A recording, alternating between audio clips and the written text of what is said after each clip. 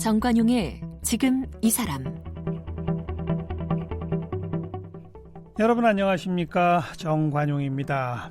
2016년 3월 바둑 천재 이세돌 구단을 꺾었던 인공지능 알파고, 여러분 다들 기억하시죠? 지금은 얼마나 성장했을까요? 네, 이 알파고를 만든 구글 딥마인드의 인공지능이 이제는 온라인 게임에서도 최고수가 됐답니다. 최근 온라인 게임용 인공지능 알파스타가 스타크래프트 게임 대전을 펼쳐서요, 사상 처음으로 이 그랜드마스터 레벨, 그러니까 상위 0.2% 이내 최고 게이머 수준에까지 올라갔답니다.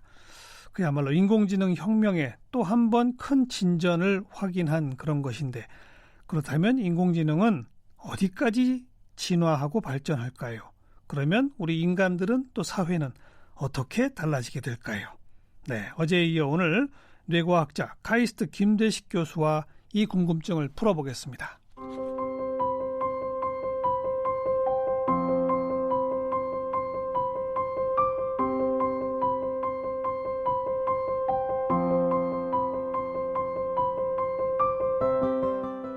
김대식 교수는 독일 막스 플랑크 뇌과학 연구소에서 뇌과학으로 박사학위를 받았습니다. 미국 MIT에서 박사후 과정을 거쳐 이후 일본 이화학연구소 연구원, 미국 미네소타 대학교 조교수, 보스턴 대학교 부교수로 근무했고, 현재 카이스트 전기 및 전자공학부 교수로 재직 중입니다. 주로 뇌과학과 뇌공학, MRI, 인공지능 등의 분야를 연구하고 있고요. 인문과학예술혁신학교 건명원의 과학운영위원을 맡고 있습니다. 저서로는 그들은 어떻게 세상의 중심이 되었는가, 4차 산업혁명에서 살아남기, 김대식의 인간 대 기계, 이상한 나라의 뇌과학, 김대식의 빅퀘스천, 내 머릿속에서 무슨 일이 벌어지고 있을까 등이 있고요. 최근 당신의 뇌, 미래의 뇌를 출간했습니다. 네, 카이스트의 김대식 교수. 제가 앞에 소개한 2016년 알파고가 이세돌 구단을 꺾은 3월 9일, 그날을 우리 김대식 교수는 기계가 인간의 고유 영역인 지적 노동의 세계로 진입하기 시작한 날로 기억될 것이다 라고 하셨어요. 네, 맞습니다. 무슨 뜻이요, 이게? 사실 인공지능도 기계죠, 기계. 당연히 기계죠. 당연히 기계죠. 사실 그날은 제가 뚜렷하게 기억을 하는 것이 저 자신에게도 상당히 충격적인 경험이었습니다. 알파고와 이세돌의 이제 대결이 있을 거다라는 게 보도가 되고 나서 저한테 많은 언론에서 인터뷰를 요청했었어요. 이길까요, 질까요? 뭐라고 했어요? 저는 당연히 이세돌이 이길 거라고 예측을 했었습니다. 틀렸군요. 그럼요. 완전히 대박으로 틀렸죠. 제가 그때 인공지능 전공자가 틀렸군요. 제가 그때 말씀드렸던 건 제가 기억을 합니다. 언젠가는 기계가 이기겠지만 아직은 아닌 것 같다라고 제가 이야기를 했고, 아직은 이세돌 같은 이 구단, 정말 이 바둑의 천재성을 가진 분하고는 이길 수가 없을 것 같다고 예측을 했는데, 네. 저는 거의 갔었어요, 대결을 할 때. 보기 좋게 틀렸어요. 보기 좋게 완전히 틀려서 제가 그 다음부터는 미래 예측을 절대로 안 합니다. 그 알파고가 생김새는 그냥 컴퓨터죠? 그럼요. 이건 알파고는 사실 그냥 컴퓨터 서버를, 상당히 많은 서버를 미국에 갖다 놓고 그 사용을 한 거고요. 소프트웨어가 중요한 거죠. 그죠? 그러니까 이 소프트웨어가 기계 학습, 그리고 그 중에서도 특히 강화 학습이라는 알고리즘을 사용을 해서 수많은, 첫 번째 버전을 얘기하는 겁니다. 수많은 사람들이 뒀었던 바둑, 그것을 학습 자료로 사용해서 본인이 저절로 학습을 한 거죠. 모든 기본을 다 통째로 외우고. 네. 그런 거죠. 당시 알파고는 그렇지만 그 후에 계속 진화가 있었고요. 그 다음에 추후에 발전된 버전들 같은 경우에는 학습 데이터를 인간이 둔 바둑의 기보를 사용한 것이 아니고 본인이 스스로 본인하고 게임을 했었습니다. 스스로. 그리고 재밌는 것은 이번에 이 스타크래프트에서 승리를 한. 네. 그거 물어보려고 그런 거예요. 이 기계의 알파스타? 알파스타라고 아마 불린 것 같아요. 이 녀석의 핵심은 뭐냐면, 어쨌든 지금까지는 그 알파고의 영역이 바둑, 쇼기, 아마 이런 보드 게임들이었었을 거예요. 그런데 처음으로 바둑보다 사실 훨씬 더 복잡 난이도가 높은 스타크래프트라는 거. 이 바둑하고 스타크래프트의 차이는 아마 이거 같아요. 뭐 저도 스타크래프트 전문가는 아니지만 바둑은 어떻게 보면은 훤히 보이잖아요. 상대방이 뭘 하는지. 상대방의 이 상황이 다 보이고. 그러니까 전체 판세가 한눈에 들어오는 전체 거고. 판세, 그러니까 모든 정보를 가지고 있다는 거예요. 그렇죠? 단 모르는 것은 이 사람이 어떤 생각을 하는지만 모릅니다. 그렇죠. 상대방이. 근데 스타크래프트는 사실 모든 것이 보이지 않거든요. 일정 부분만 보이기 때문에 어떻게 보면 훨씬 더 어려운 상황에서 인간을 승리했다라는 것은 뭐 대단한 결과죠. 당연히. 그러나 또 저희가 여전히 좀 조심을 해야 될 것은 그렇지만 여전히 인공지능이 이 게임이라는 영역에서 벗어나진 아직은 못했습니다. 그래요. 자, 이 게임은 현실이 아니죠. 게임은 어떻게 보면 누군가가 만들어낸 세상인 거죠. 그리고 규칙이 정해져 있습니다. 다시 말해서 바둑이라는 것은 규칙이 있잖아요. 이 스타크래프트 같은 경우에도 만들어진 세상에서 규칙이 있습니다. 완벽한 규칙. 자, 이런 식으로 세상이 한정돼 있고 완벽한 규칙만 있다면 기계가 학습하기 상당히 좋은 조건이죠. 그러네요. 그런데 이런 우연성, 돌발성이라는 게 없으니까. 그렇죠. 그렇지만 기계가 현실에서의 문제를 풀기 시작한다면 우리 다 알잖아요.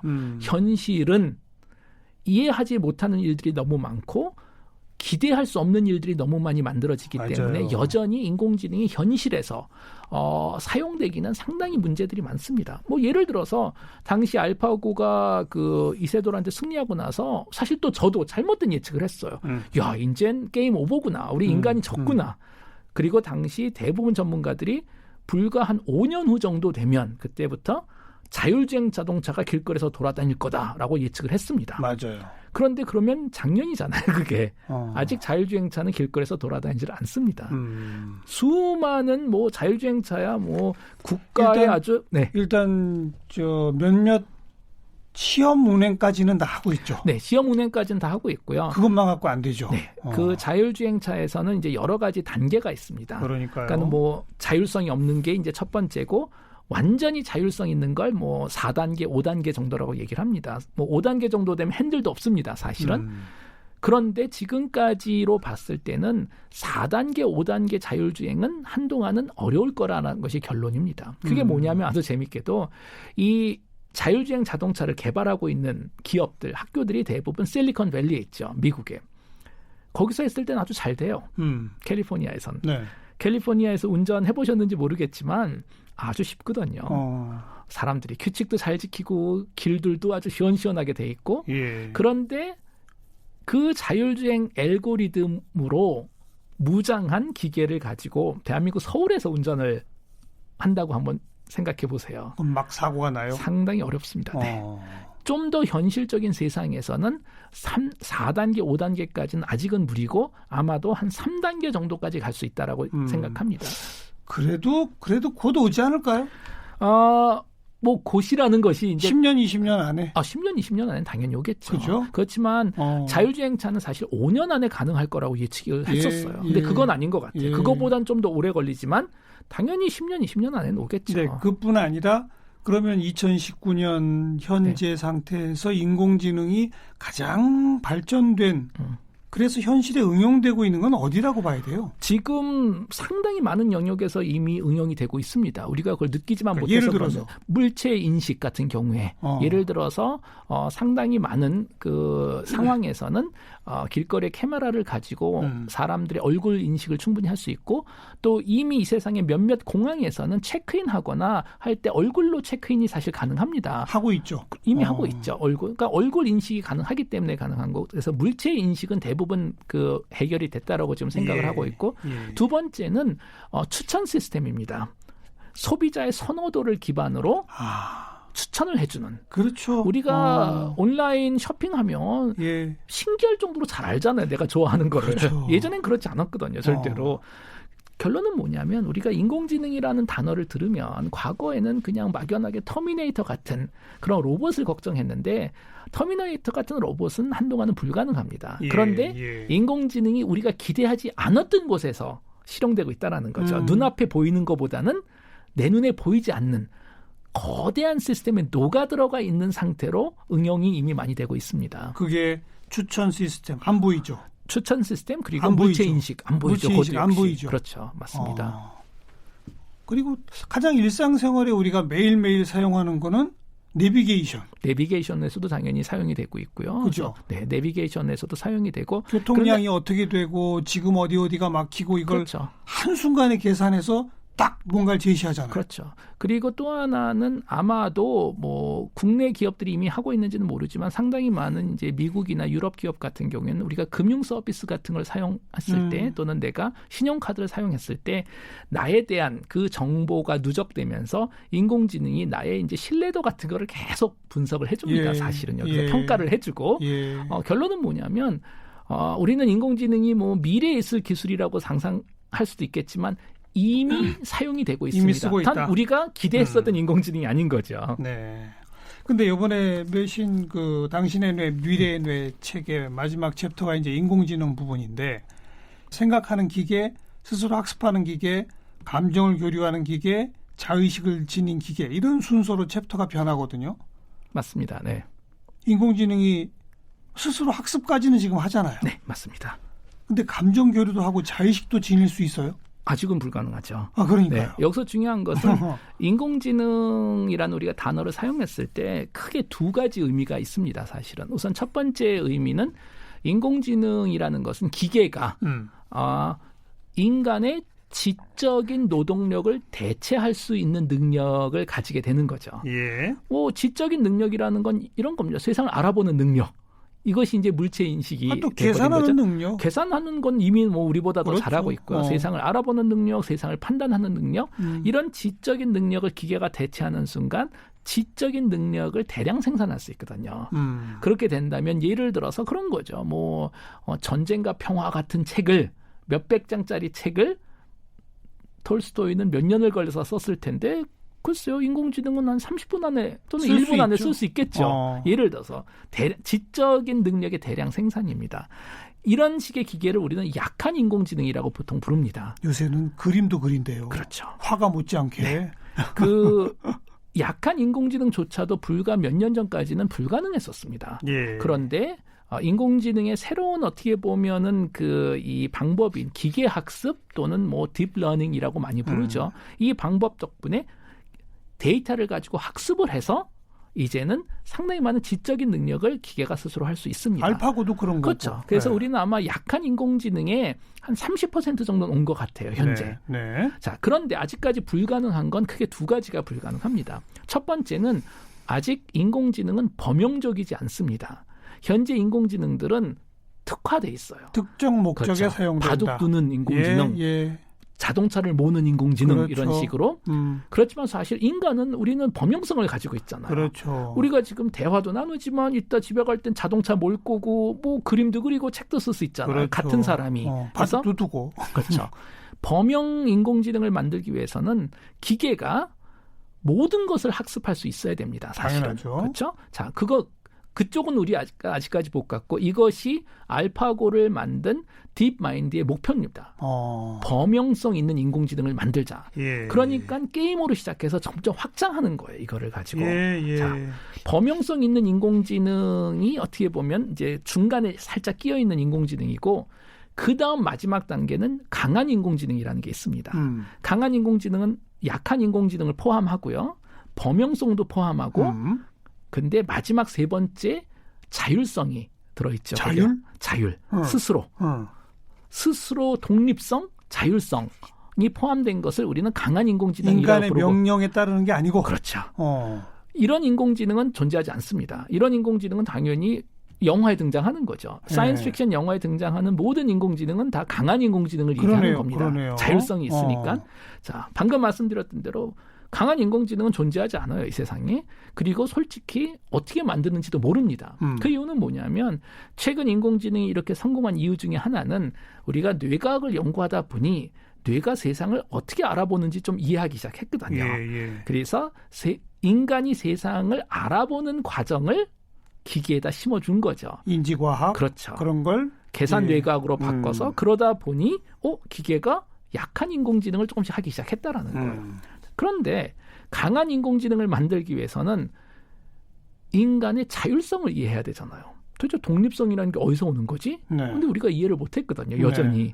그러다 보니 지금 강한 인공지능을 만들어 해도 우리가 만들 수가 없습니다. 그런데 재밌는 질문을 하나 할 수가 있어요.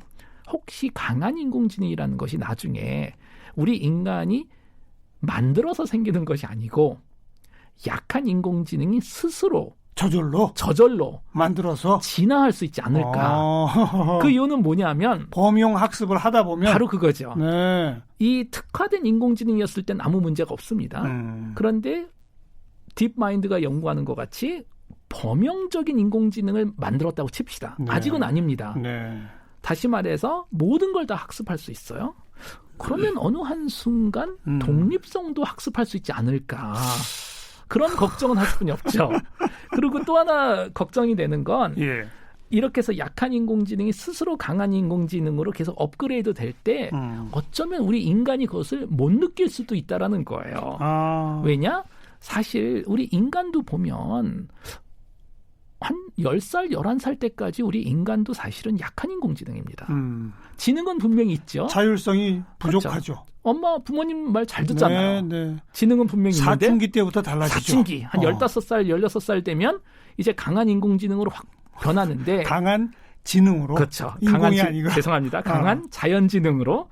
그런데 그 어느 부모도 아이들한테 내 말 거부하라고 가르쳐주는 사람은 없죠. 없잖아요. 자율성, 독립성이 점점 늘어난 거죠. 더구나 이런 일이 하루아침에 벌어지는 게 아니고 몇 년을 통해서 벌어지는데 표현을 안 하죠. 왜냐? 표현하면 용돈을 안 줄 거 아니에요. 비슷하게 인공지능도 자율성이 점점 늘어나는데 표현을 안 할 거라고 생각을 합니다. 지금 사춘기에 있는 인공지능이 있을 수도 있네요. 우리는 모를 수도 있겠죠. 그러니까요. 그렇죠. 그러다 어느 한순간 그러니까 이 인공지능이 지금 사춘기라면 거부하면 우리가 꺼버리면 끝이잖아요. 네. 그런데 인공지능이 예를 들어서 에너지를 독립적으로 공급받을 수 있다. 그러면 못 끄게. 그렇죠. 그러면 예를 들어서 우리가 저녁에 집에 와서 이 AI 인공지능 청소기한테 청소해 하면 싫어라고 할 수 있다라는 거예요. 뭐 그리고 눈이 빨개지겠죠. 그 다음부터 물론 다 사이언스 픽션이지만 걱정은 해야 됩니다. 특히 범용적 인공지능이 등장한다면. 지금 현재 당면의 목표는 범용적 인공지능이네요. 그죠? 특정 목표가 아니라 또 요즘 세상에 왜 빅데이터가 또 클라우드 시스템과 연결되다 보면 굳이 독립적인 자기의 서버를 따로 안 갖고 있어도 그렇죠. 어디선가 연결을 해서 무한 학습을 할 수 있잖아요. 그렇죠.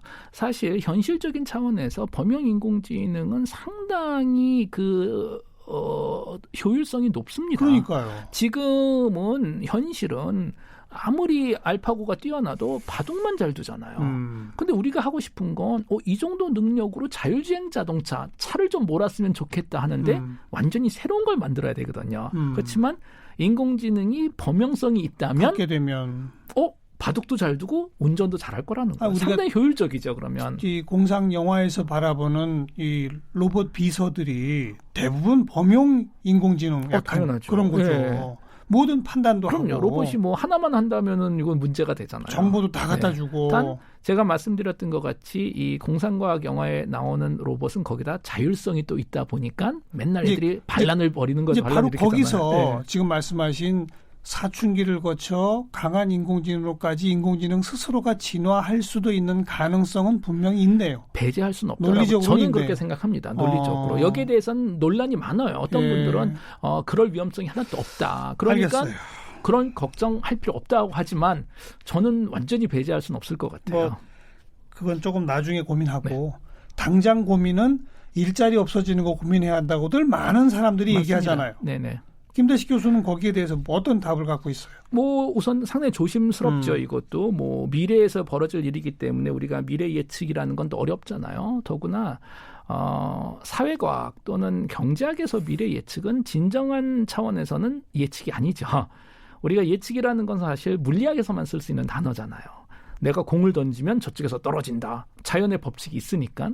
그런데 사회학에서 예측이라는 것은 가능성을 얘기하는 거지 꼭 그렇게 될 필요는 없고 또 내가 앞으로 일어날 가능성이 높은 게 마음에 안 들면 충분히 바꿀 수가 있잖아요. 그렇죠.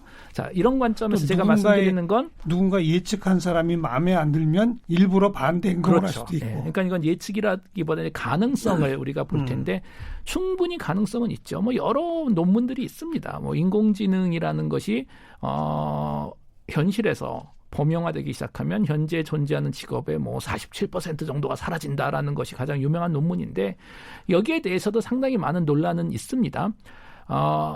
정확하게 몇 %가 될지는 아무도 모르겠지만 분명히 지금 보시면 현재 사회에서 뭐 대한민국을 포함해서 대부분 OECD 국가에 있는 국민들이 하는 직업을 보면 대부분이 서비스업이거든요, 이제는. 그렇죠. 예. 그렇죠.